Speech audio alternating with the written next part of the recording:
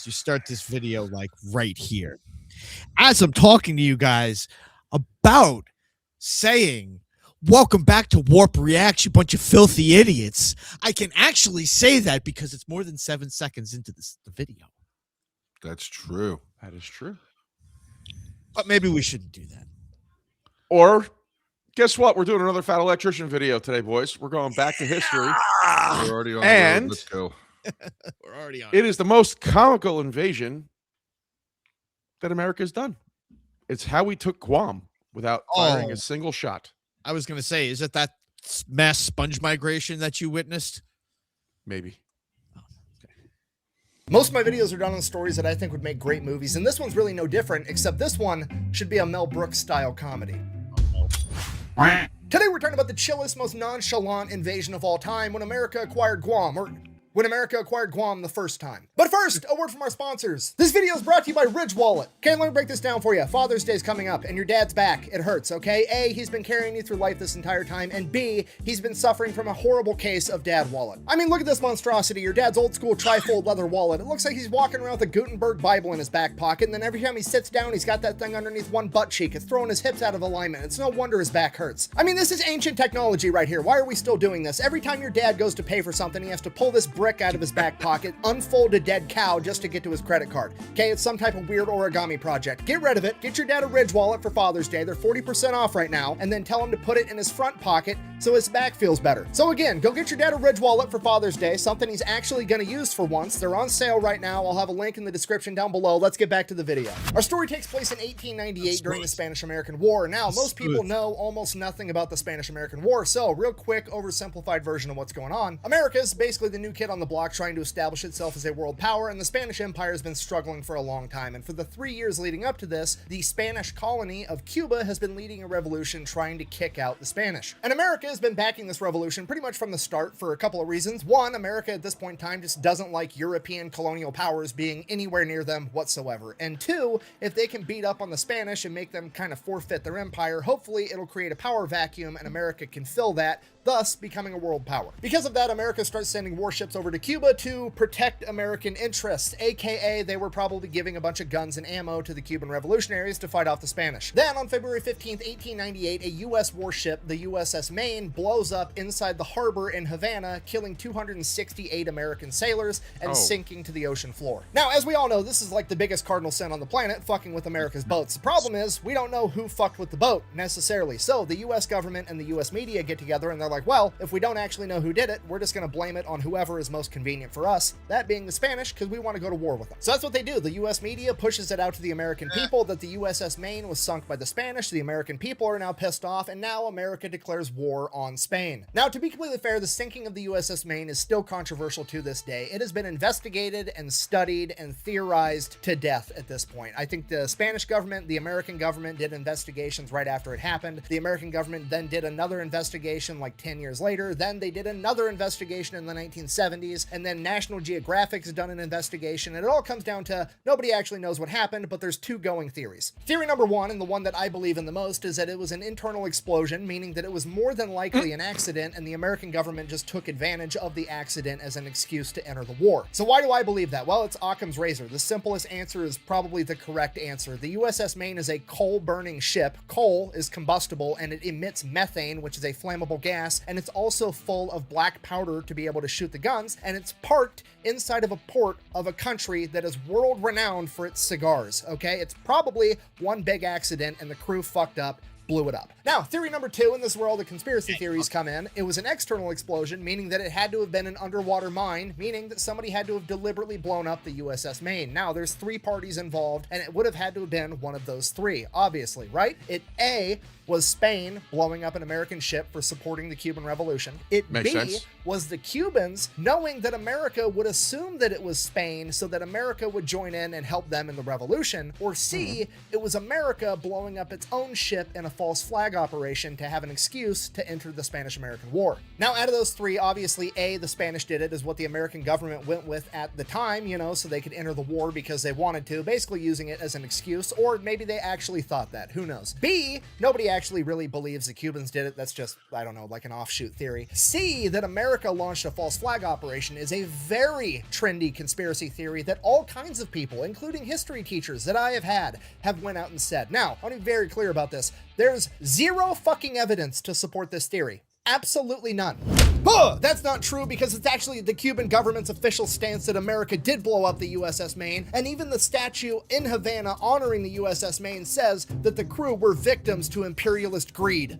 Yeah, and the Cuban government has no evidence to back that up, meaning that it's just an opinion. And guess what? I don't give a flying fuck about the opinion of the communist government of Cuba. And I mean, is that like a, I don't know. Would we be that down and dirty that many hundreds of years ago?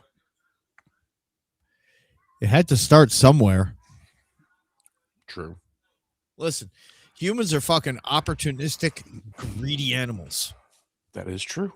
Would not surprise me in the slightest if the administration at the time found benefit in doing it. Okay. All right. Wouldn't surprise me.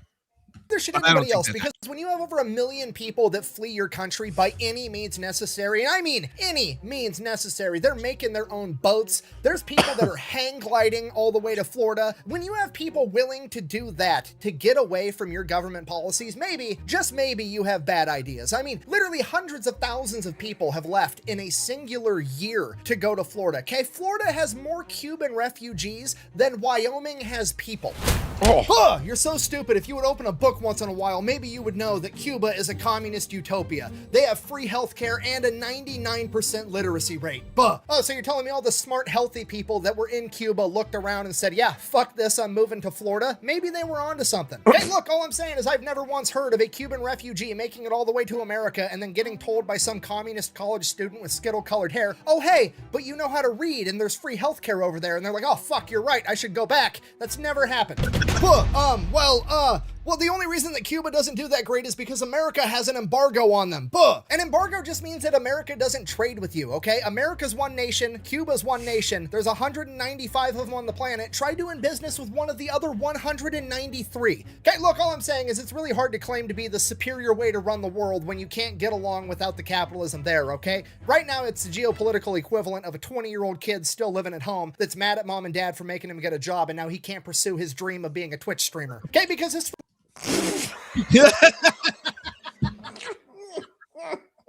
Wow. Oh my God. That was a mouthful. Oh my God. It's so true. I love this. It's so true. Speaking, that's the only way that communism works, is when capitalists are funding it. And if you don't believe me, we can look at all the communist nations on the planet. Okay, there's 5 of them. We got North Korea, Cuba, Laos, Vietnam, and China. The only 2 that you can see from outer space at night are Vietnam and China, and I'm sure it's just a coincidence that they're also the only ones that have a McDonald's and a KFC on every fucking block. Okay, I'm calm. What was this video about? Boy, that escalated quickly. It jumped up a notch. It did, didn't it? Sorry, the USS Maine, very controversial. Regardless, it gets blown up. America uses that as the excuse or the reason to enter the Spanish-American War, declaring war on Spain. So one of the first things that America does is they get a hold of Commander George Dewey. He is the man that is in charge of America's Asiatic That's a fleet, mustache and they are right currently there. stationed in Hong Kong. Yeah, They go ahead and they give him the order, hey, take didn't the he Asiatic design fleet that, from Hong Kong, sail it over to the Philippines, go into Manila. Didn't he design that thing for the library, the decimal system? You know, Butcher, I was looking for a crack, but I don't know if you're right or not. No, I'm not right, because the man that did that was a librarian. This guy's a naval muckety muck. Oh, okay. Did not design the Dewey Decimal System. It was a fucking joke. Yes, it was a joke. Uh-huh. Continue. Manila Bay and take the entire thing over because the Philippines at this point in time is a Spanish colony. So that's exactly what George Dewey does. But before he leaves Hong Kong, he decides he is going to enlist the help of a man by the name of Emilio Alguinaldo, who is currently exiled in Hong Kong because several years prior, he had just led an entire revolution against the Spanish in the Philippines. Now, obviously, you do not see exactly where this is going because America's never, ever done anything like this, ever. You know, they're definitely not a classic move where we encourage a guerrilla fighting group to overthrow its current government and then we end up fighting that guerrilla fighting group like 10 years later and it's just way worse overall. Anyways, yeah, that's basically what happens. Dewey shows up to Manila Bay with the Asiatic fleet. He takes over the bay almost immediately, at which point he sends Emilio ashore. He gathers up some revolutionaries and they're going to start fighting the Spanish way before the American troops ever even set foot on the ground. Now at this point, something unexpected happens. The German and the Japanese Navy show up pretty much for the same reason America's there. They also would like to own the Philippines. So now George Dewey just does not have enough men to go around because he has to keep all his men on the boats, potentially ready to fight the Germans and the Japanese in naval warfare if they want to do that, and now he doesn't have any American soldiers to go ashore and help out the guerrillas. So Dewey does the only thing he can do. He requests reinforcements, and it takes about 3 weeks for those reinforcements to even start heading his way. Captain Henry Glass is going to be departing from California in a U.S. cruiser known as the Charleston, and he is going to make his way over to Hawaii, where he is going to pick up and escort 3 troop transports completely full of American soldiers, and that is who is going to go ashore and fight the Spanish in Manila. So that's what he does. He goes to Hawaii, picks up the troop transports, and while he's there, he is given a sealed letter with orders directly from the Secretary of the Navy that he is only supposed to open once he gets underway and out of sight of Hawaii. It's a secret mission in uncharted space. Let's go! So now Henry Glass and the men of the Charleston are pumped. They get to go on a super duper top secret mission. So they get out in the open ocean, open up this letter directly from the Secretary of the Navy, and here's what it says.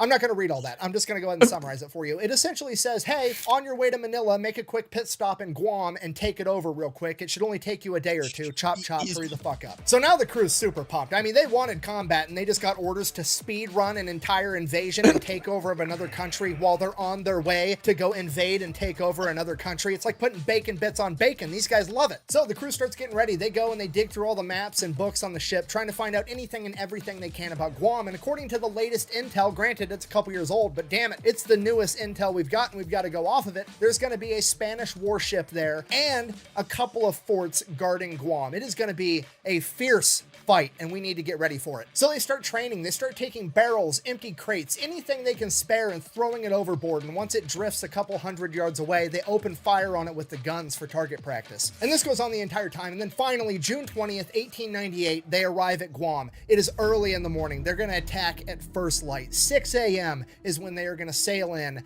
and launch their assault. So it's early morning, it's foggy, the whole crew's on edge, they're ready for combat at any moment, and they're just coming up on Guam, and finally through the fog, they can make out a ship. It's got to be the Spanish warship, right? It's guarding Guam, and they get closer and closer, and right as they're about to open fire on this ship, it's a Japanese merchant vessel.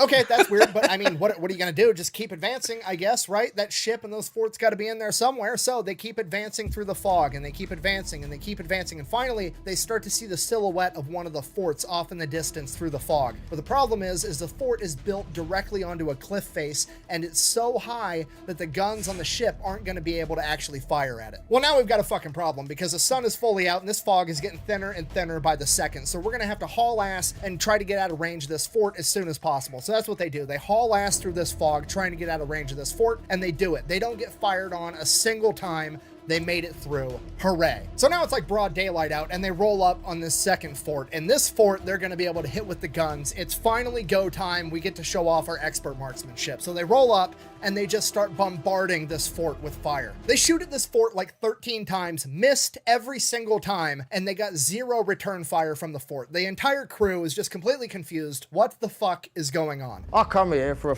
shootout, right? Get me go get up. Go off. A shootout, right? It's a fucking shootout! So everybody looks to the captain like, Captain Glass, what are we going to do? And he's like, I don't know. I guess we'll get ready to go ashore and take over Guam on foot.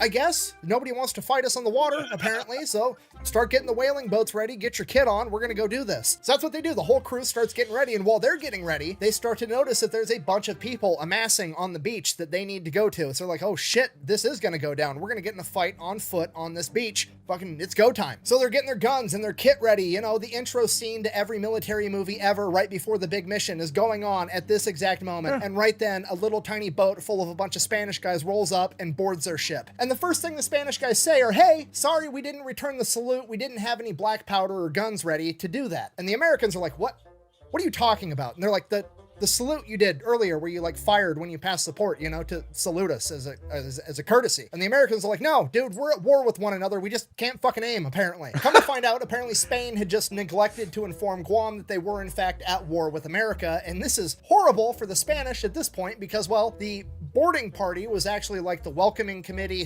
/ customs. And more or less, they were just coming out to the American ship to apologize for not saluting and then make sure the Americans weren't about to bring any illegal contraband or diseases onto the island and let them know the rules of the land. And it ends up being a humongous issue for the Spanish in hindsight because this welcoming committee was pretty much comprised of almost all of the Spanish officials on the island. Like the entire Spanish government present was pretty much on that welcoming committee with the exception of the governor and the treasurer. And then there was like one other dude that wasn't part of the government, but he was the biggest merchant on the island. His name was Francisco Portash, aka Frank. So they have basically just inadvertently turned over the entire government right off the bat. So at this point, Captain Glass is like, well, this is fucking perfect. And he picks like the 2 lowest ranking guys, writes a letter to the governor and is like, hey, surrender. I've captured all of your government officials and I have more men than you do. Why don't you just go ahead and call it a day? We don't need any violence whatsoever. They go off and they're going to hand deliver that letter to the governor. So while they're going to deliver that letter, the other ones are still talking with Captain Glass, and come to find out, Frank the merchant is actually an American. He was born in Spain.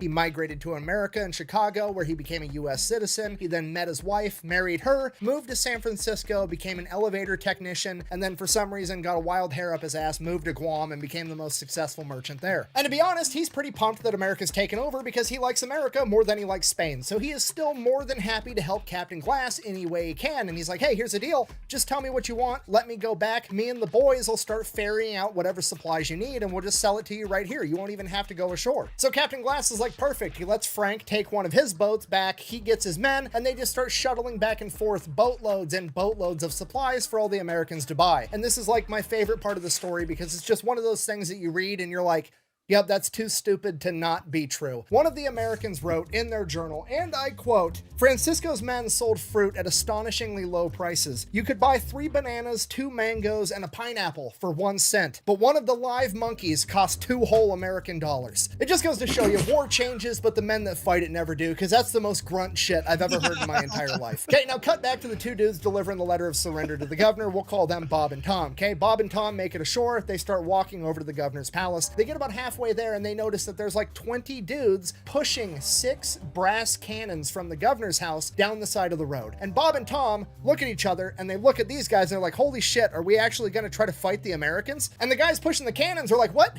No, we're just bringing these over from the governor's palace so we can return the salute to the Americans. And Bob and Tom are like,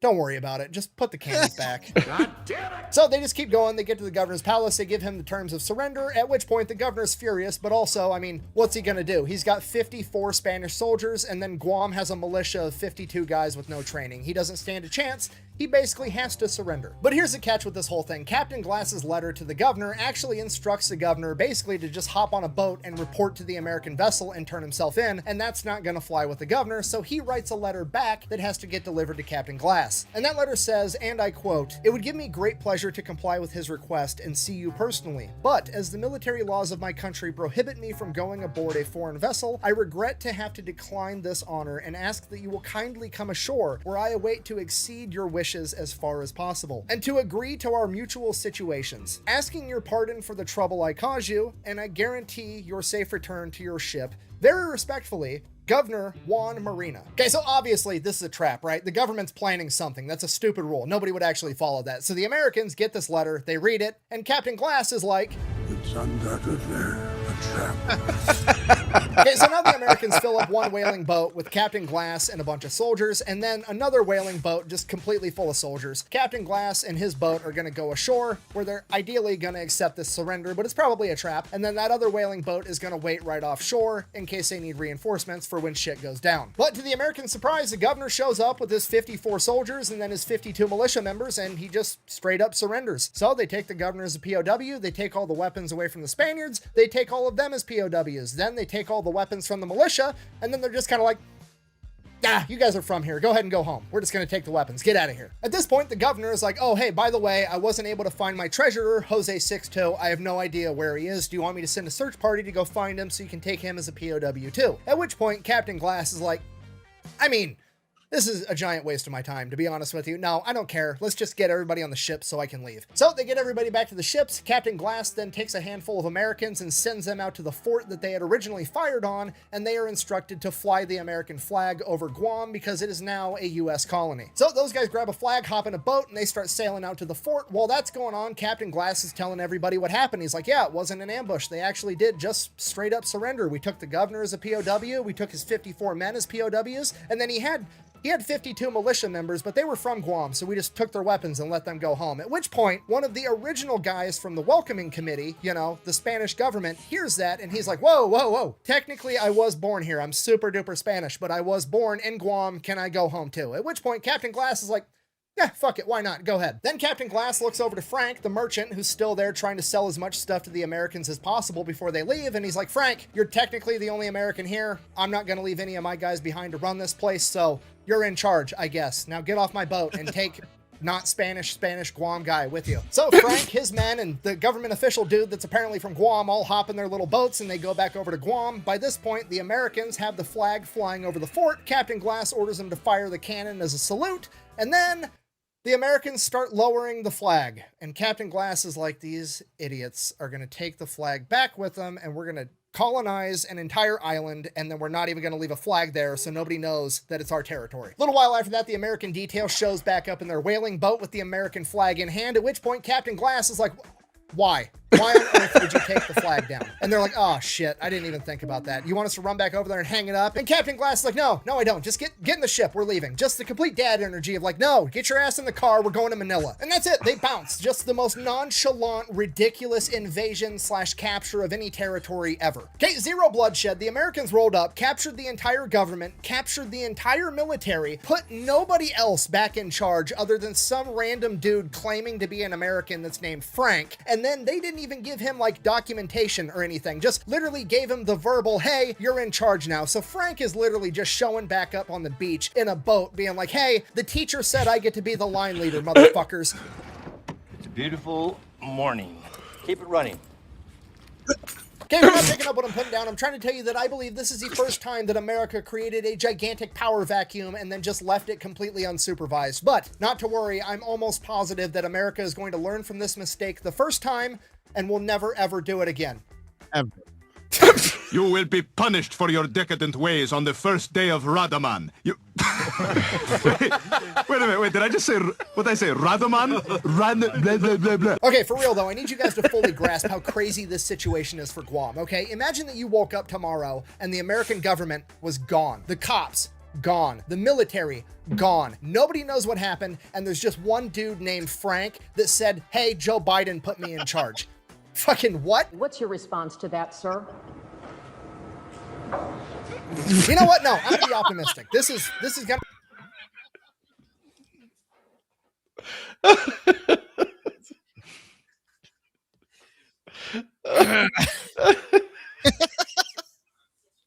I can't. Oh man, Just Such a silent response that said so much. yeah.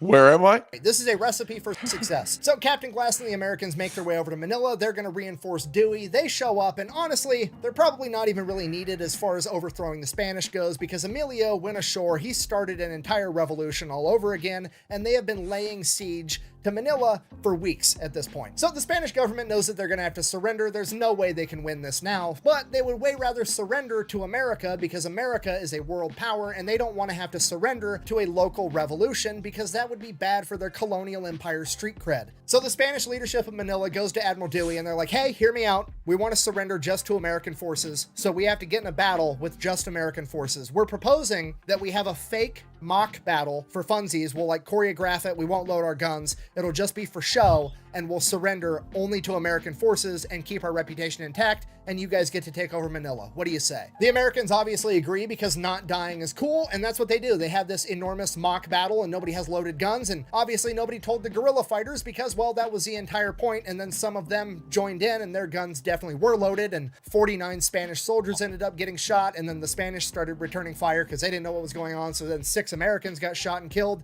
But other than that, the mock battle was kind of successful, I guess. Yeah, I stabbed a man in the heart. I saw that.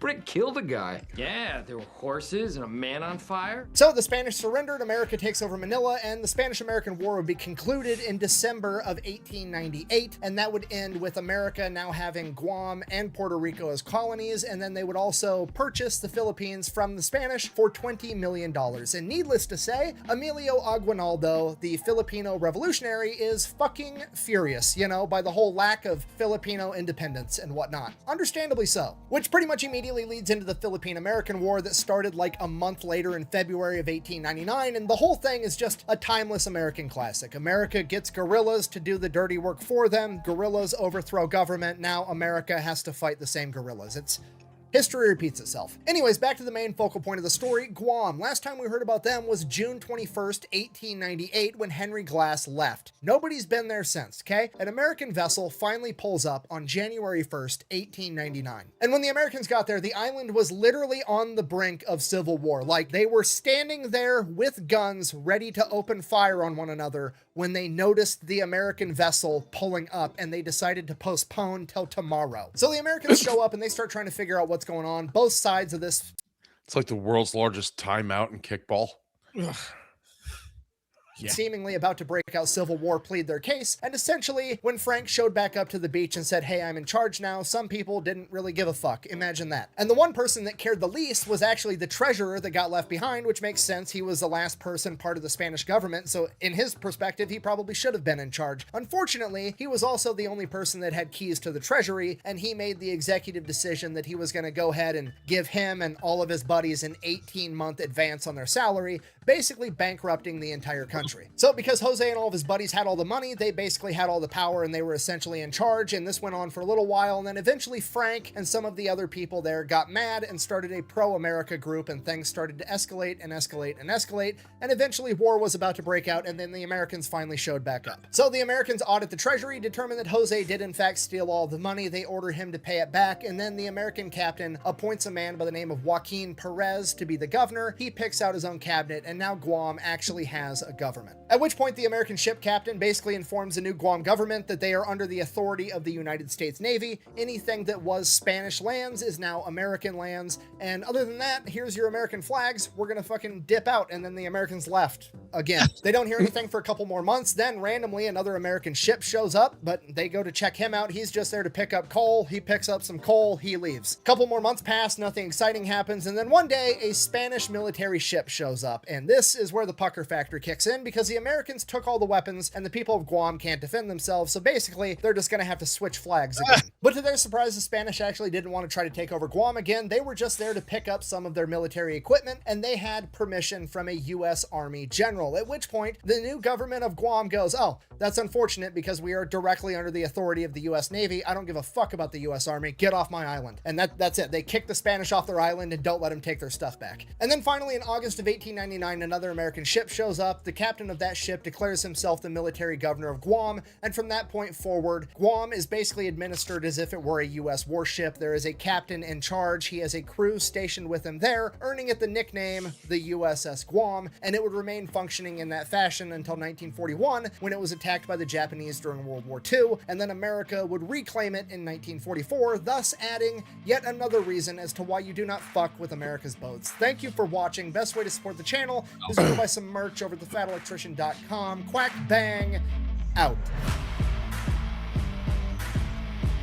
Oh, hey, real quick. Actually, I do have an announcement to make. Me and a bunch of my YouTube friends have been working on something for a long time, and it finally came out. Basically, we all had the same problem. We all had monetization issues and censorship issues on a bunch of different platforms, and we were pretty much faced with two different options. We could just sit around and bitch about it and wait for somebody else to fix it, or we could go fix it ourselves. So that's what we're trying to do. We built our own streaming platform. It's called Pepperbox TV. This project came out way better than I ever thought it could when we started. This thing looks and feels like Netflix. It is both a website that you can stream from, and we have an app in the Apple App Store, the Android App Store, and it works on most smart TVs. Nothing's changing on YouTube. I'm going to upload everything just as I always have, but if you wanted to go check out pepperbox.tv, when you do it, it's going to cost you $7.99 a month, and in exchange for that, you're going to get all of my videos on all of my channels ad-free 100%. Even the in-video integrations that I do are cut out as well. And for $7.99, you're not just getting access to my content, you're getting access to the entire platform. We have all the content ad-free from a bunch of my friends like Administrative Results, Donut Operator, Brandon Herrera, Grand Thumb, Micah Mayfield, the Unsubscribed Podcast, Rich, Mr. Happy Firefighters, and a couple of other guys, and we're hopefully going to keep adding more content creators as we go. So again, nothing's changing here on YouTube. I'm still going to upload everything, but if you wanted to try it out ad-free or just check out the platform, we do have a free 14-day trial. It's available at pepperbox.tv. Go check it out, or don't. Up to you. Whatever. Thanks for watching. Quack Bang out. Wow. Cool. Yeah. All right. Good for you guys. That is awesome. That is awesome. Yeah, Pepperbox has been around for a hot minute now. They're actually doing really well. And I never heard of it until just now. Yeah. That was interesting. It was. I love it. It was fun. Yeah, it was apparently we took Guam more than once. Yeah. Yeah. So that's how it would appear. It's just amazing how many times people need to be reminded, don't mess with our boats. Well, I think that was the first time. So it was really, did you have to remind, it was 1898. So I think that was the first time somebody got the message. Yeah. Was it? Many people have had to learn it after that. Up until including now. That's what I'm saying. Yeah. Like, oh, it's just a boat. Don't do it. Yeah. Don't do it. It's not a good idea, homie. Don't even look at it. Idea. Don't mess with the boats.